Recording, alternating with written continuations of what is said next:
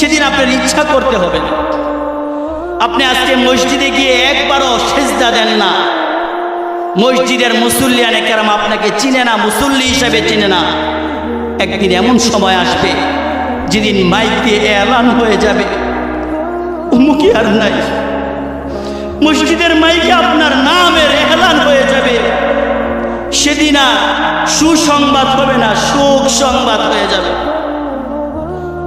আজকে আমি আপনি একবার ওই কবরস্থানে গিয়ে জিয়ারত করি না, বৎসরের পর বৎসর যায়, একবারও কবরস্থানে যাই না। ওই যে বাবারে রেখে আসছি কবরে, সেই রাখা পর্যন্তই আমার যাওয়া, একবারও কবরে যাই না।